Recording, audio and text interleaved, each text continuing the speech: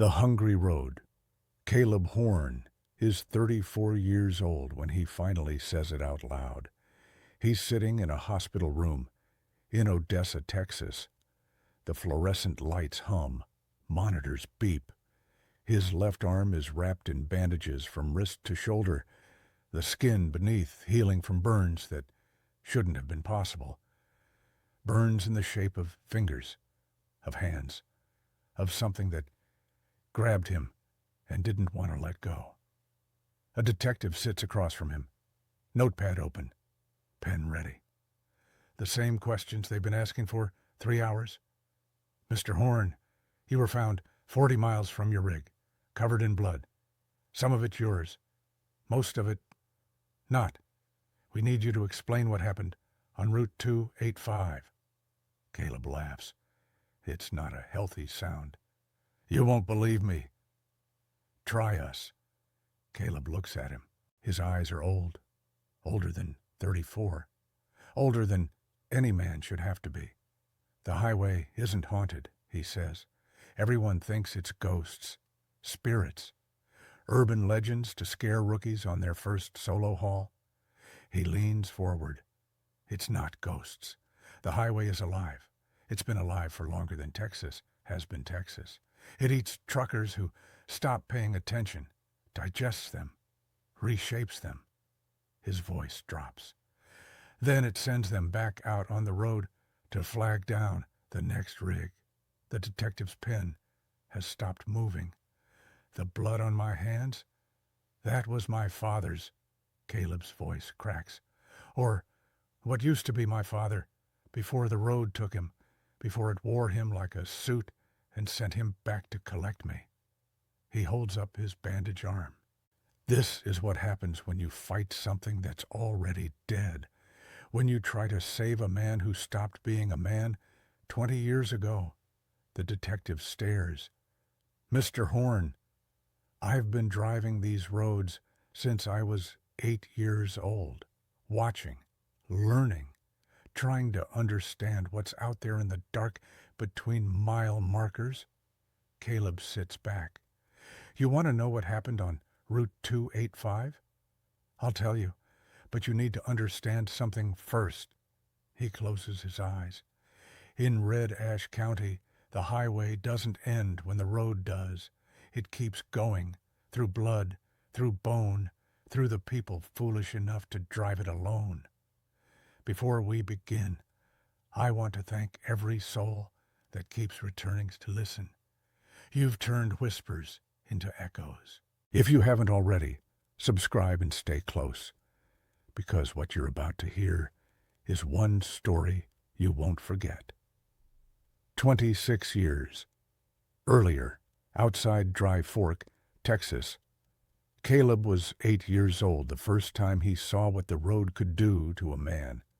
His father, Earl Horn, had been driving 18-wheelers since before Caleb was born. 30 years behind the wheel. 1,000,000 miles of asphalt under his tires.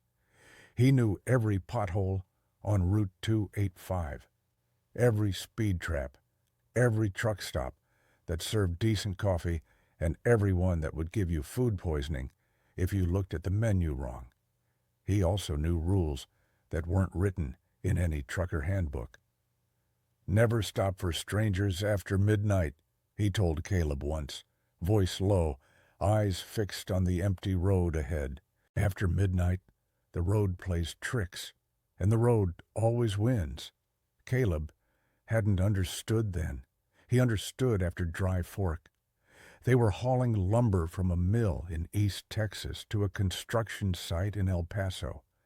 3 days on the road, sleeping in shifts, eating gas station food that sat in Caleb's stomach like wet cement. It was nearly 2 in the morning when they saw the figure. A man, standing on the shoulder, waving both arms over his head in the universal signal for help. Earl's foot moved toward the brake, then stopped. Dad, aren't we going to help him? Earl didn't answer. His hands had tightened on the wheel, knuckles going white. His jaw was clenched so hard, Caleb could hear his teeth grinding. Dad? Look at him, Caleb. Earl's voice was strange, flat. Look close. Caleb pressed his face to the window as they approached. The headlights swept across the figure, illuminating details that hadn't been visible from a distance. The man's skin was gray, not pale, gray. The color of old meat left too long in a freezer. His clothes were shredded, hanging off his frame in strips that flapped in the wind of their passing. And his face was wrong. His mouth was too wide, stretched, pulled at the corners as if someone had hooked their fingers in and yanked until the skin tore. The lips were gone, revealing teeth that seemed to go back too far, too many rows, too many sharp points gleaming in the headlights. Dad, what's wrong with his... Then Caleb saw the rest. The man had no legs. From the waist down there was nothing, just meat. Ribbons of flesh trailing behind him on the asphalt, glistening wet, still twitching. Tendons and muscle, and things that should have been inside a body, dragging across the road like the train of a horrible gown. And he was moving, not walking, pulling himself forward with his arms, fingers digging into the asphalt like claws, dragging that ruined lower half behind him as he lunged toward their truck. Earl floored the accelerator. The engine roared. The rig lurched forward, gaining speed, and Caleb twisted in his seat to look back through the rear window. The thing that had been a man was standing now, standing on nothing, floating, rising from the road like smoke from a fire, that torn mouth splitting wider, wider, until it seemed to unhinge entirely. And it laughed. The sound wasn't human. It was layered. A man's voice, a machine's grinding, something wet and organic underneath. It chased them down the highway, echoing off the empty desert, following them for miles until it finally faded into the engine's roar. Earl didn't speak for an hour. When he finally did, his voice was barely a whisper. That was Jimmy Castellan. We ran together in '89. He disappeared on this stretch of road 15 years ago. They found his rig 3 days later, engine still running, cab empty. Earl's hands were still shaking on the wheel. They never found his body. But that wasn't Jimmy. Not anymore. Earl looked at his son, and for the first time in Caleb's life, he saw fear in his father's eyes. The road took him, changed him, sent him back out to flag down the next poor bastard stupid enough to stop. What do you mean, the road took him? Earl was quiet for a long moment. Some roads aren't just roads, son. Some of them are older than the maps, older than the highways. They were here before cars, before horses, before people walked this land at all. He swallowed. And they're hungry. They've always been hungry. We're just the latest thing they learned to eat. Caleb didn't sleep for the rest of the trip, and he never forgot the sound of that laughter. 5 years later, Route 285, deserted fuel station. Caleb was 13 when he learned that truck stops aren't places of rest. They're feeding stations. His father had been running solo hauls for years by then, but this particular job was different. A last-minute contract, good money, tight deadline. Earl couldn't find anyone to watch Caleb for the 3 days he'd be gone, and Caleb's mother had left when Caleb was 4, so there was no one else to call. "You'll stay in the cab," Earl said. "Doors locked, windows up. I'll be back before you wake up." They'd stopped at a fuel station off Route 285, a small place, barely more than pumps and a convenience store, squatting in the desert like something that had crawled there to die. The lights were on, but Caleb couldn't see anyone inside. No other vehicles in the lot. Just them. Just the desert. Just the silence. "Why are we stopping here?" Caleb asked. "There's nothing here." Cheaper fuel. Earl was already climbing down from the cab. 20 minutes. Lock the doors behind me." Caleb watched his father cross the cracked concrete and disappear into the store. He locked the doors, checked that the windows were up, pulled the blanket from behind the seat, and tried to make himself comfortable. He didn't mean to fall asleep. He woke to the sound of footsteps, wet footsteps, slow, deliberate, circling the rig with the patience of something that had all the time in the world. Caleb's eyes snapped open. The cab was dark. His father must have been gone longer than 20 minutes, because the overhead light had turned off automatically. Through the windshield, he could see the fuel station, lights still burning. No movement inside. The footsteps continued, around the front of the truck, down the passenger side, pausing at the fuel tanks, continuing around the back. Each step made a wet sound, like boots walking through shallow water, like something dripping with every movement. And the smell, it seeped through the vents, hot iron and rot, the smell of a slaughterhouse in summer, of blood left to cook on desert asphalt. Caleb's stomach turned. He pressed his hand over his nose and mouth, trying not to gag. The footsteps stopped, right outside his door. Caleb held his breath. Something scraped against the chrome. Fingernails, long fingernails, dragging slowly down the side of the cab, finding the window, tracing the glass with terrible precision. And then a voice. Caleb, his name, spoken in a whisper that came from everywhere and nowhere. A voice that buzzed and clicked underneath the words, like insects caught in a throat. "Caleb, I know you're in there. I can hear your heartbeat. I can taste your fear." The scraping continued, methodical, patient. "Your father left you alone. He shouldn't have done that. The road doesn't like it when meals get away." Caleb squeezed his eyes shut.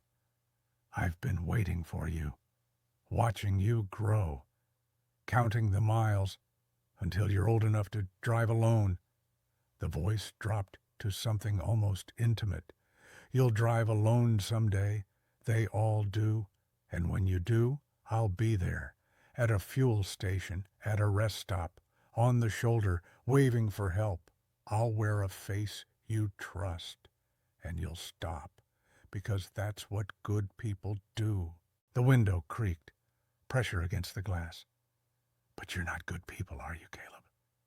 You're a horn. Your father knows the rules, and he's taught you." A pause. "That's okay. I'm patient. The road is patient. We've been here since before your grandfathers were born, and we'll be here long after your bones turn to dust." The pressure released. The footsteps retreated, wet, slow, fading into the desert silence. Caleb sat frozen for what felt like hours. He didn't move, didn't breathe, didn't look out the windows.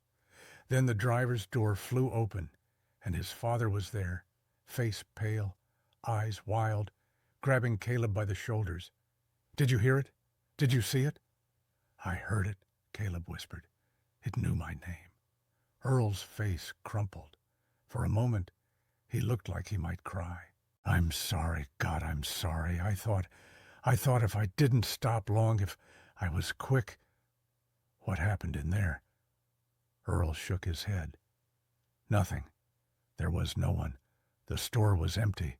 The register was open, money still in the drawer. But on the floor—" He stopped.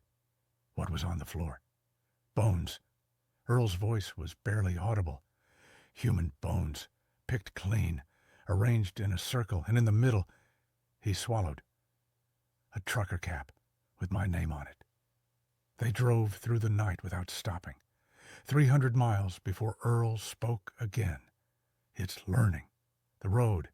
It used to just take people, catch them off guard, drag them down, make them part of itself. But now, it's getting smarter. Planning. Leaving messages. His hands gripped the wheel. That cap was mine. I lost it 6 years ago at a rest stop in Pecos. I thought I'd just misplaced it. What does it mean? It means I'm on its list. It means it knows my roots, my habits, my family. Earl looked at his son. It knows about you, and once it knows you, it never forgets. 3 years later. Rest stop near Monaghan's. Caleb was 16 when he learned the road didn't just consume its victims. It converted them. He'd been driving with his father for nearly a decade by then, learning the business during summers and school breaks. Earl had bought a second rig, older, cheaper, but mechanically sound, and was teaching Caleb to handle it in empty parking lots, preparing him for the day he'd get his CDL and join the family trade. They'd stopped at a rest area near Monaghan's to sleep. Public rest stops were safer than isolated fuel stations. More witnesses, more lights, more exits if something went wrong.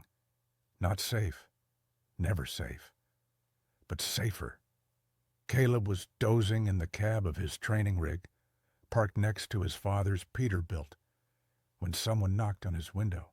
A man, middle-aged, wearing a trucker's uniform, faded jeans, flannel shirt, cap with a company logo Caleb didn't recognize. He was smiling. Something about the smile was wrong. Caleb rolled down the window an inch. No more. "Hey there, young man. You Earl Horn's boy?" "Who's asking?" "Name's Marcus Wells. Your daddy and I, we go way back. Ran the same routes in the 90s. The smile widened. "He ever tell you about the time we broke down outside Fort Stockton?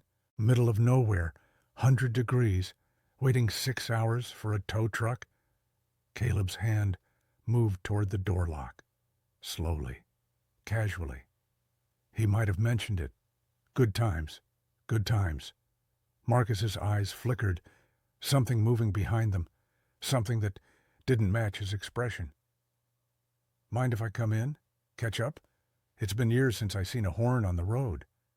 My dad's in the other rig. Why don't you go talk to him?"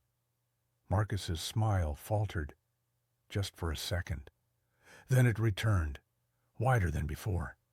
"He's sleeping. Didn't want to wake him. But you're awake. And I got stories. Stories about the road. About what lives underneath it. About the cattle that scream when trucks roll over their graves." Caleb's blood went cold. "What did you say?" "The cattle." Marcus leaned closer. His breath fogged the glass. But the fog spelled words, shapes, symbols that seemed to writhe before fading. "Don't you hear them? Under the asphalt? Screaming. They've been there for 100 years, buried in the foundation when they built Route 285, blood and bone and concrete. The road was born hungry, boy, born from sacrifice, and it's been feeding ever since." His hand shot through the gap in the window, impossibly fast, fingers closing around Caleb's throat. But the fingers weren't right. They were too long, too many joints. Bending in directions human fingers didn't bend. And his mouth, Marcus's mouth was opening, wider than human jaws should allow. Inside, Caleb saw teeth, broken teeth, shattered at the roots, filed into points by something that didn't care about pain. Gums black with decay, a tongue that split at the tip like a serpent's. "The road sent me," Marcus hissed. The voice was layered now. A man's voice, a woman's voice, something that screamed beneath both. "It wants to know why the Horns keep getting away. Why Earl keeps driving when so many others have stopped. Why you haven't joined the congregation yet. He lunged through the window. Caleb's hand found the tire iron he kept under the seat. The first swing connected with Marcus's temple. Bone crunched. The grip on Caleb's throat loosened.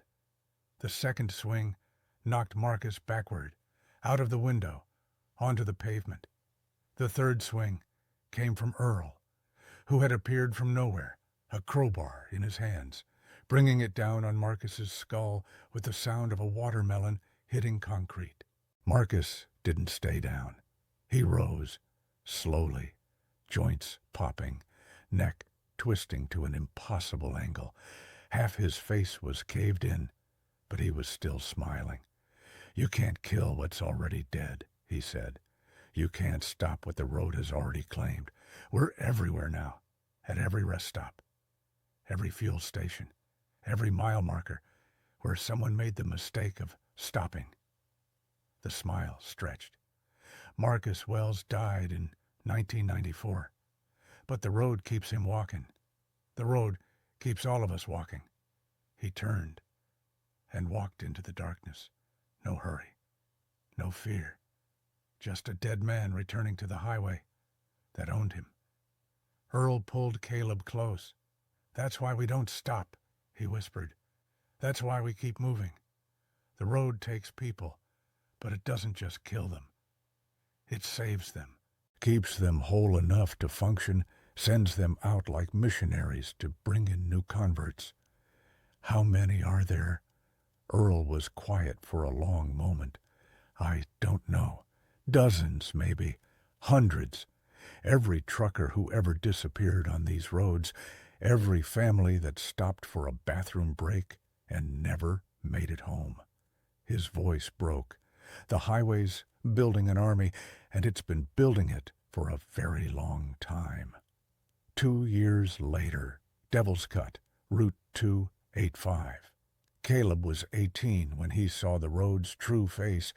Devil's Cut was a stretch of Route 285 that truckers avoided when they could.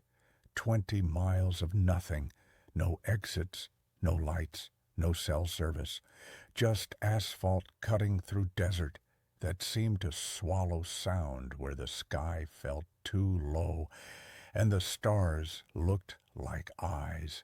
Stories said the highway was built over an old cattle trail.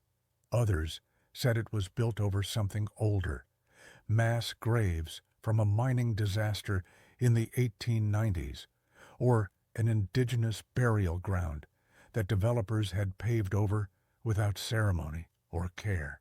Caleb didn't know what was under Devil's Cut, but he knew the road knew.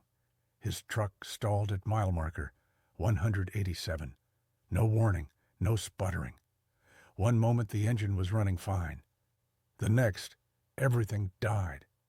Lights, dashboard, even the radio, which had been playing static for the last 10 miles. The kind of static that sometimes sounded like whispers, like voices trying to break through from somewhere far away. Caleb sat in the darkness. He didn't try the ignition, didn't reach for his phone. He knew, with the certainty that 18 years on these roads had burned into his bones, that none of it would work. The road wanted him to stay. And then he felt it. Vibration, deep, coming up through the tires, through the frame, through the seat, and into his spine. The ground was moving. No, the ground was opening. Through the windshield, in the pale moonlight, Caleb watched the asphalt crack. Long fissures spreading across the road like veins. Black liquid seeping up from beneath. Not oil, not water, something thicker, something that moved with purpose. The cracks widened. The earth groaned, and something pulled itself out. Caleb had no words for it. It was massive, bigger than his rig, bigger than any vehicle he'd ever seen. A mass of fused bodies, dozens of them, hundreds maybe, all melted together into one continuous horror. Arms sprouting from torsos, legs growing from backs, faces everywhere, screaming faces, frozen in eternal agony, mouths open, eyes wide, embedded in the flesh like fossils in stone. And the flesh, it wasn't just flesh. There was metal in there too, chrome bumpers twisted into bone, tire rubber fused with muscle, engine parts serving as organs, pistons pumping like hearts, radiator fluid mixing with blood. The road hadn't just eaten truckers, it had eaten their rigs too, combined them, made something new. The thing rose from the asphalt, towering over Caleb's truck, and its many mouths opened at once. Horn! The voice came from all of them, every face screaming his name in harmony. We've been waiting for you. Your father slipped through our fingers, but you've driven these roads for 18 years. You've breathed our air, eaten at our stations, slept in our rest stops. The faces smiled, all of them in perfect unison. You belong to us now. Caleb's hand found the door handle. The road keeps what it takes, the thing continued. We feel every tire that rolls over us, every engine that burns fuel refined from our bones. We've been patient, we've been building, and now we're ready to stop waiting. It reached for him, a hand, 50 hands, a wall of fingers and palms and broken nails, descending toward the cab. Caleb ran. He threw open the door and sprinted into the desert, away from the road, away from the thing that had risen from it. His boots pounded scrub brush and sand, his lungs burning, his heart screaming. Behind him, the thing laughed, that same laugh from Dry Fork a decade ago, the same layered, grinding, wet sound that had chased him through his nightmares ever since. Run, little horn. Run all you want. The road is everywhere. The road connects everything. And once we know you, once we've tasted your fear, you can never escape. Caleb ran until his legs gave out. He collapsed in a ditch 3 miles from the highway, gasping, shaking, waiting for the thing to find him. It never came. When dawn broke, he crawled back to the road. His truck was sitting exactly where he'd left it. Engine running, lights on, radio playing country music like nothing had happened. The asphalt was unbroken, no cracks, no fissures, no sign that anything had ever emerged from beneath. But on the driver's seat, placed with careful precision, was a trucker cap, his father's cap, the one Earl had lost 30 years ago, and stitched into the brim in thread that looked like dried blood were 4 words: "Your turn is coming."